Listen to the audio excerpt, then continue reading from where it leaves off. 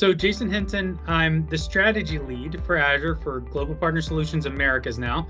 That is a new change. So I cover Canada, US, and Latin America. But I used to be a partner development manager with Sherman. And then also I was a partner seller. So when I'm talking about the strategy to help our partners and help our customers, I'm really trying to take it from the lens of having been in that space.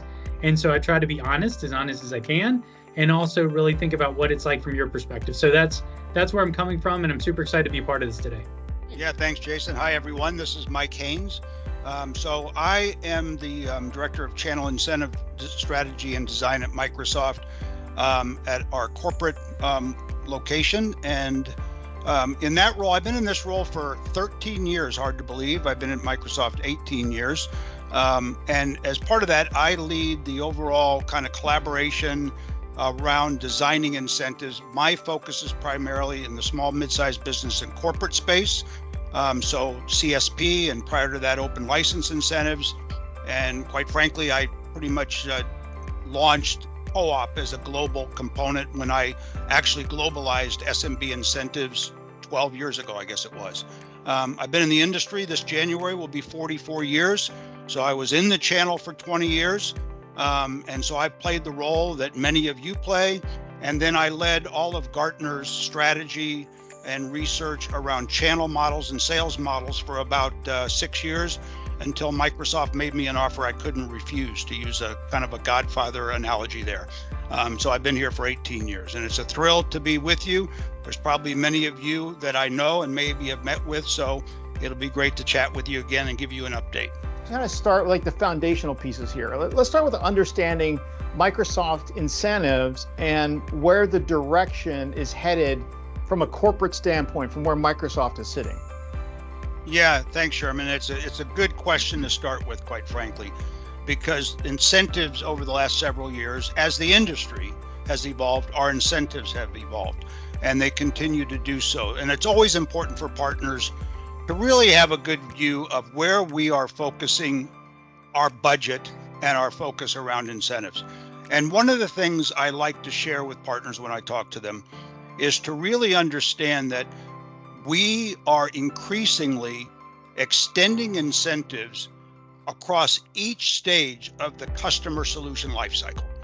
And this is near and dear to my heart, because one of the first things I recommended when I left Gartner to come to Microsoft, those many years ago, was this type of an approach. But the industry wasn't really there yet. I mean, we were really not into a, quote, solutions and cloud-based world back then. But we increasingly are putting incentives on the first stage of the customer solution lifecycle, building intent. So a lot of things like workshops and proofs of concept and that sort of thing that build intent with the customer around Microsoft and the Microsoft partner solution. Then around transacting and just managing the engagement. That's where the bulk of the incentives have been historically. And then most importantly, around consume and grow. In other words, helping the customer realize fully the value of what they bought and getting it to address what the whole solution was about, which really leads then to opportunities for additional sales, upsell, and really having the customer grow their relationship and realize value. And so at one end, that's part of the high level of where we're putting incentives. Increasingly, pardon me, on the build intent and consume and grow. So going into the next question, and we'll start with Jason here. What are the requirements that partners need to know to maximize, gosh, that's a great segue. Didn't even realize that, incentives and programs. Why don't we start there? So I mean, if you think about the components of working toward the certifications that you need to get the solution designation, that you need to get the specialization, you're really thinking of a few key elements, right? So you have to have the people who can both execute, have the expertise, and can earn the certifications to say you have enough people that can do the work. And I'll tell you why that's important. If you have one person who is your data guy or data person, that may not be enough to really get you to that next level, right? Maybe you need 3 or 4 because we need you to scale, right? Then there's the second thing of, what are you really wanting to do? Are you wanting to resell? Are you wanting to be a cloud solution provider program partner? Maybe not, right? In terms of how you transact and what's important for your business. And then really when we get to the specialization piece, so there's those 3 levels. When you get to the specialization piece, it's 2 parts, right? we really need a way, and we've been asked this by customers, of how you differentiate your partners. Is it just because this partner's really good and close to Microsoft people, so they made him gold? Is it they earned it plus they made him gold, so that's why they get the opportunities? When you go through the specialization, it is a high bar, but it's also an external audit that says Microsoft didn't say we were good at this. It really is the best of the best. And and one of the things we talk about is like, I think one of the things that happens over time is if you look at sort of like a high school degree, a college degree, and a master's degree, different things come with each of those. Not everybody needs to have all of them. I don't have a master's degree, but I've had experience, and you have different things. I might not be able to be in certain groups because I don't have that, but I understand that. That's the rules of the game, Sherman, just like you said, right? What are the rules of the game? How do you play it? But then one of the things we're trying to get better with is, if you're working toward all of that, how can we help make it easier for that? So we do have discounts on certification vouchers, right, to get those certifications. We do help with paying for audit costs if you're trying to get a specialization, and we're trying to do some more. Like what I've been asked by partners, Sherman, is can we get a step stool that gives us some sort of graded bench between what you get for just being a partner and what you get for being a solution designation partner and what you get for being a specialized partner.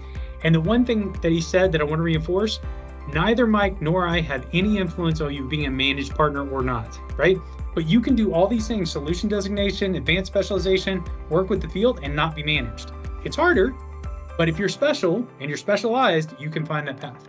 So, we're lucky to have Mike here. Help us understand the program, the history. What is the purpose from co-op, from the manufacturer's perspective? Yeah, and Sherman, it's a great question because co-op has been around our industry since the 80s. And it has really been, prevalent since the 90s. And so it's not a new thing. But co-op funds, first of all, it's important to understand there's a difference between co-op and MDF and other marketing fund type of things. Cooperative marketing funds are part of the earnings of an incentive at Microsoft, and for the most part, industry-wide.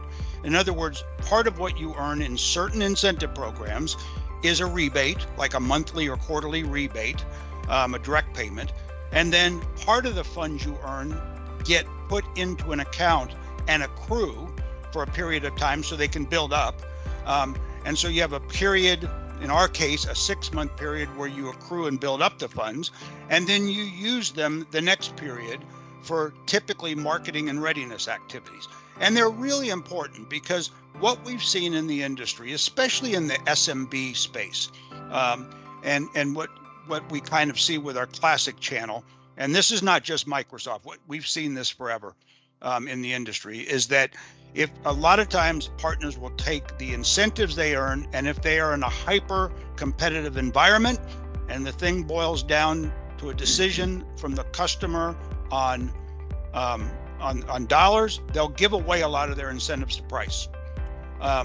So co-op helps combat that. Co-op is money that has to be used for marketing, which can build sales pipeline and help build solution practices and centers of excellence and all those other things you need to build your business, and for readiness activities for the technical certifications that are part of these specializations we're talking about, and the same thing. So it's money that gets invested back into your business and grows. And I have a couple slides in a moment that will highlight what that is. Co-op can be used, for those of you who may not be that aware of it, it's mostly prevalent in our CSP incentives, all of our CSP incentives, Surface incentives, and hosting. And then over on the other side of our business with our OEM business, they have co-op in some of their programs. I don't manage those, but I manage the others. And it can be used for demand generation, which is broad marketing. It can be used for market development, which is much more tailored marketing, and partner readiness. And interestingly enough, over the last 3 years, I've added a lot of activities that are way more solutions focused, services focused, like migration services, like the marketing and that sort of thing around that, best practice development, solution building with third parties, which brings, a CSP partner with an ISV with Microsoft to a solution that they're going to go publish on the marketplace and do broad selling and that sort of thing. So a lot, and proofs of concept. I mean, who would have thought about using co-op for a proof of concept 10 years ago, right? It just wasn't part of our vernacular. So that's what you can use co-op for. And I continue to look at that as the industry, changes, and as our marketing opportunities change. So that's where you can use it. Next month, we're going to actually get into how to find your co-op and how to spend it. We're going to talk about the different programs that we find that you can go ahead and use. So please come to the next one.